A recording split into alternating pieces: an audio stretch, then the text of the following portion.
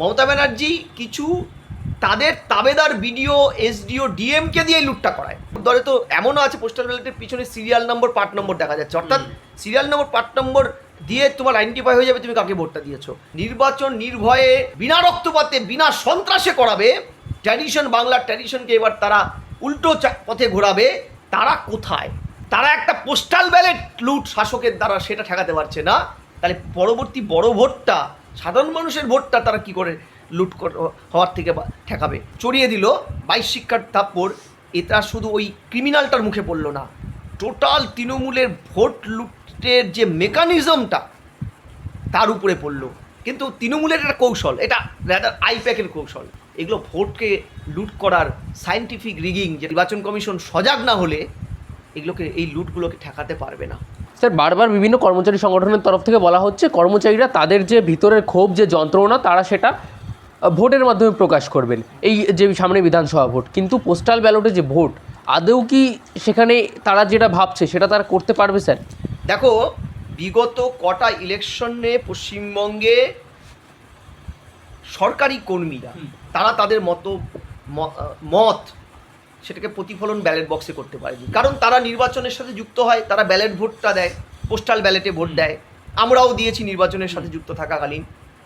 Postal ballot এই পশ্চিমবঙ্গে তৃণমূল ক্ষমতায় আসার পর থেকে কার্যত পোস্টাল ব্যালেটে, আমি এটাও হয়তো একটু ভুলই বললাম, কারণ বামেদের সময় পোস্টাল ব্যালেটে ভোট বলে কিছু হতো না, টোটালটাই হতো শাসকের মর্জিতে লুট হতো। ভোটটা কর্মচারী ইউনিয়নের মাধ্যমে লুট হতো, অফিসারদের মাধ্যমে লুট হতো। আজকে যেমন মমতা ব্যানার্জি কিছু তাদের তাবেদার বিডিও এসডিও ডিএমকে দিয়ে লুটটা করায়।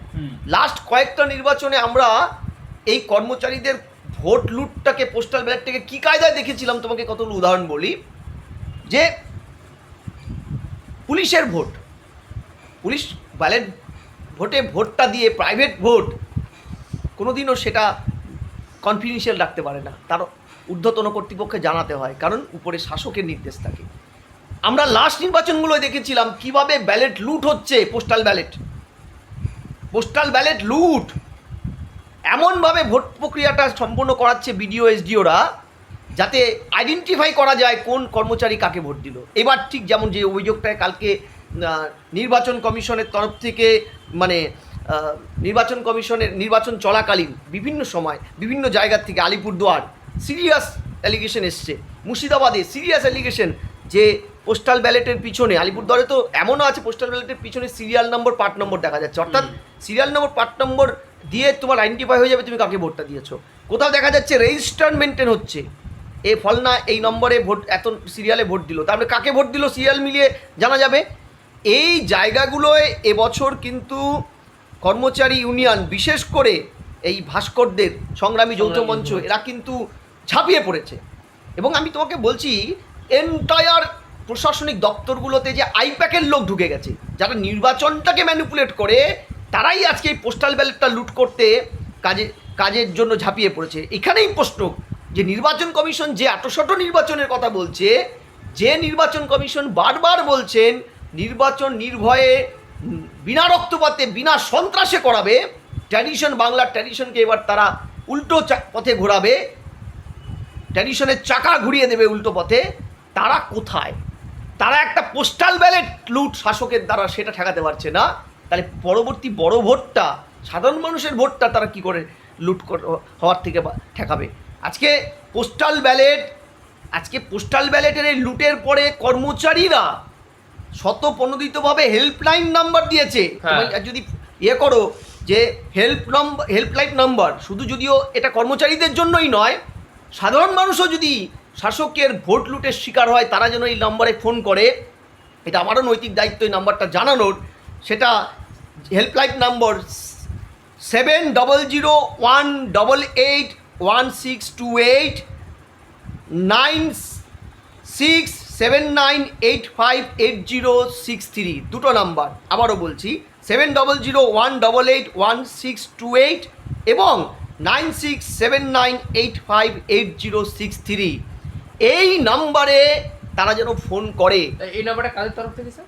এটা সংগ্রামী যৌথ মঞ্চ থেকে কর্মচারীদের তরফ থেকে, কিন্তু আবারও বলছি এটা শুধু কর্মচারীদের জন্য নয়, সাধারণ মানুষেরাও এই নম্বরে ফোন করতে পারে যদি তাদের ভোটটা লুট করে কেউ।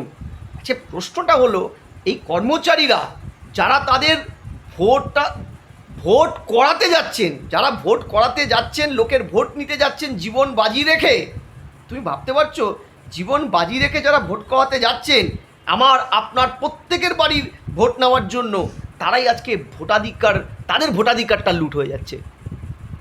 তারা ভোট করাতে যাচ্ছেন, তাদের ভোটাধিকার নেই, লুট। তাহলে এই লুটের দায়টা কে নেবে? শাসক তো লুট করবেই, এই শাসক তো তার ট্রেডিশন থেকে সরতে পারে না। নির্বাচন কমিশনের কাছে আমার অ্যাপিল, এই ভোট লুটটাকে ঠেকান এবং আইডেন্টিফাই করুন সেই সমস্ত বিডিও, এসডিও, ডিএমদের যারা শাসক দলের হয়ে আজও কাজ করে যাচ্ছে। এই যে উদাহরণগুলো রাজ্যের বিভিন্ন প্রান্তে, কোথাও 10টায় ভোট শুরু হওয়ার কথা সেটা 12টা, 12:30টায় হয়েছে। কোথাও 500 জন পোস্টাল ব্যালটে ভোটদানকারীর জন্য একটা মাত্র বুথ রেখেছে যাতে ভোটটা দিতে সে মানে কালঘাম ছুটে যায়। এটা তো চলতে পারে না। ফলে এই জায়গায় দাঁড়িয়ে ভোট লুটটাকে ঠেকাতে হবে। যারা ভোট করতে যাচ্ছে তারাই যদি ভোট লুটের শিকার হয়ে যায় তাহলে এন্টায়ার ভোট ব্যবস্থাটা তো মুখ থুবড়ে পড়বে। তাহলে তো এই যে বজ্র আটনি ফসকা গেল, নির্বাচন কমিশন যে এত বড় বড় কথা বলছে, এগুলোর তো কোনো মূল্যই থাকবে না। সুতরাং সুস্থ গণতন্ত্রের স্বার্থে নির্বাচনে 326 নম্বর ধারা অনুযায়ী প্রত্যেকটা নাগরিকের ভোটাধিকার সুরক্ষিত রাখার দায়িত্ব নির্বাচন কমিশনের। তারা যেন এই ভোটকর্মীদের ভোটাধিকারটাকে সুরক্ষিত করে, তা না হলে কিন্তু শাসক যে কায়দায় এদের ডিএ বা প্রাপ্য সমস্ত অধিকারকে মানে 15 বছরে পদদলিত করেছে, তার সঠিক ভোটাধিকারের মাধ্যমে ক্ষোভের বহিঃপ্রকাশ কিন্তু হবে না। শাসক নিজের মতন করে ভোট করিয়ে নেবে। স্যার, আরেকটা বিষয়, একটা ভিডিও ভাইরাল হয়েছে রীতিমতো, যেখানে একজন কেন্দ্রীয় বাহিনীর জওয়ান তিনি তৃণমূল নেতাকে তিনি মারছেন বলে দাবি করা হয়েছে। এই যে ভিডিওটা কিছুটা হলেও কি আমজনতার মনে স্বস্তির হাওয়া বইবে? দেখো, এই যে কাল একটা চিত্র দেখলাম 11 সালের পর থেকে এই প্রথমবার, আমরা এটা 9 আর 11-তে দেখেছিলাম, যেবার মমতা ব্যানার্জি বিপুল ভোটে দুবারই সফল হয়েছিল, একটা এমপি ইলেকশন লোকসভা, একটা বিধানসভায়। অনেক দিন পরে রাজ্যে নির্বাচন কমিশন কিছুটা হলো নিজের অস্তিত্ব বোঝালো, র্যাদার বলতে পারো এই কেন্দ্রীয় বাহিনী বুঝিয়ে দিল তারা রক্ষক এ রাজ্যের। এতে অবশ্যই গ্রামীণ বাংলায় যে মানুষগুলো ভোটাধিকারটা এতদিন পর্যন্ত ভেবেই নিয়েছিল যে আমি ভোট দিতে যাই না যাই আমার ভোটটা হয়ে যাবে, তৃণমূল করিয়ে দেবে, সেই জায়গায় দাঁড়িয়ে যে তারা একটা কনফিডেন্স পেল, এই যে নির্বাচন কমিশনের নির্দেশ মেনে আজকে সক্রিয় হয়ে সেন্ট্রাল বাহিনী এই ভোট লুটেরাদের উপরে একটা গণধোলাই দিল, 22 মানে শিক্ষার থাপ্পড়টা চড়িয়ে দিল, 22 শিক্ষার থাপ্পড়। এটা শুধু ওই ক্রিমিনালটার মুখে পড়ল না, টোটাল তৃণমূলের ভোট লুটের যে মেকানিজমটা তার উপরে পড়লো। এতে কনফিডেন্সটা কিন্তু সাধারণ ভোটারদের মধ্যে হবে। আমরা চাই এই রকম ইনস্ট্যান্ট যেন আরও হয়, কারণ ইতিমধ্যে একজন এক্স কাউন্সিলরকে ধমকি দেওয়ার কারণে তুলে নিয়ে চলে যাওয়া হয়েছে, তার বিরুদ্ধে এফআইআর হয়েছে, সে এখনও জামিন পায়নি। এটাই কারণ সংবিধানই বলা আছে সুস্থ গণতন্ত্র সে দেশে শক্তিশালী হয় যে দেশে নির্বাচন কমিশন শক্তিশালী থাকে। স্যার, আরেকটা ভিডিও রীতিমতো সামনে এসেছে, যেখানে একজন তৃণমূলের লোক তিনি বলছেন যে কোথায় ভোট দেবে আমরা অ্যাপের মাধ্যমে দেখতে পাবো। এটা কি আদৌ সম্ভব? না, এটা সম্ভব নয়, কিন্তু তৃণমূলের একটা কৌশল, এটা রাদার আইপ্যাকের কৌশল। এই যে ভোট পরবর্তী সন্ত্রাস, ভোটের সময় সন্ত্রাস, ভোটের আগে সন্ত্রাস, এই যে স্তরগুলো তৃণমূল তৈরি করে রেখেছে, শাসক তৃণমূল, যেটা আগের বামেরাও করতেন, এইটারই একটা পার্ট। যে কোনো মূল্যে গ্রামের মানুষকে বিভিন্নভাবে বোঝানো, তোমার ভোটটা কিন্তু তুমি কোথায় দিচ্ছ আমি জেনে যাব। এমনও আছে যেটাকে তৃণমূল নেত্রী ক্ষমতায় আসার আগে বলতেন সায়েন্টিফিক রিগিং বামেদের বিরুদ্ধে। সেই সায়েন্টিফিক রিগিংয়ের নব কৌশল তৃণমূলও কিন্তু জেনারেট করেছে। তোমাকে আমি বলি, ওই ভোট মেশিনে এদেরই লোক সারাদিনে, এদের বিভিন্ন লোক সারাদিনে রেগুলার ইন্টারভেলে ভোট দিতে যায় ভিতরে। আজকে রাম গেল তৃণমূল সমর্থক, শ্যাম গেল, রহিম গেল, একে একে সারাদিনে ওই গেলে ওই নির্বাচন ওই যে মেশিনের মধ্যে একটু আতর ঢেলে আসলো, বোতামে তৃণমূলের বোতামে ধর এবার বাইরে ঢেড়া পিটিয়ে দেওয়া হয়েছে গ্রামবাসীর মধ্যে। বাইরে ভোট দিয়ে আসার পরেই আঙ্গুল নাকের সঙ্গা হবে। যদি আতরের গন্ধ না পাওয়া যায় তাহলেই বুঝে নেওয়া হবে তুমি তৃণমূলকে ভোট দাওনি। এটা আতঙ্ক ছড়িয়ে দেওয়া, এই আতঙ্কটা ছড়িয়ে দিয়ে তৃণমূল কিন্তু একটা ভোট এক্সারসাইজকে লিমিটেড করে দেয়। এরকম অনেক অনেক কায়দা আছে, অনেক অনেক কায়দা, অনেক অনেক কায়দা। ইতিমধ্যে এইবার তো 85 বছর বয়সী একটু বৃদ্ধদের তাদের বাড়ি বাড়ি গিয়ে ভোট করার নেওয়া হচ্ছে। সেখানেও মাথাভাঙ্গাতে তৃণমূলের এক প্রধান তিনি গিয়ে সোজাসুজি ধমকাচ্ছেন চমকাচ্ছেন বয়স্ক লোকদের যাতে ভোটটা তাদের দিকে দেওয়া হয়। কেন্দ্রীয় বাহিনী ঠেকিয়েছে, সেটা আলাদা বিষয়। আমি এই কারণে তোমায় বলছি এগুলো ভোটকে লুট করার সায়েন্টিফিক রিগিং, যেটা তৃণমূল নেত্রী ক্ষমতা আসার আগে বারবার অভিযোগ করতেন, আসার পরে ওই জুতোতে পা গলিয়ে তিনিও কিন্তু ওই কৌশলটা অবলম্বন করে নতুন নতুন পন্থা আবিষ্কার করেছেন। তারই এটা নবতম সংযোজন। ঠিক আছে, নির্বাচন কমিশন সজাগ না হলে এগুলোকে, এই লুটগুলোকে ঠেকাতে পারবে না। একটাই শেষ প্রশ্ন স্যার, এই রাজ্যের যে সাধারণ জনগণ, সাধারণ ভোটার, তারা কি এবার কিছুটা হলেও স্বস্তিতে ভোট দেবে? আশা করা যায়, আশা করা যায় অন্যান্যবারের তুলনায়। হ্যাঁ, অন্যান্যবারের তুলনায় এবার আশা করা যায় নির্বাচনটা অনেকটাই রক্তক্ষরণহীন, সন্ত্রাসহীন হবে। শাসক চেষ্টা করবে বলছি আমি, হয়তো চেষ্টা তো করছেই।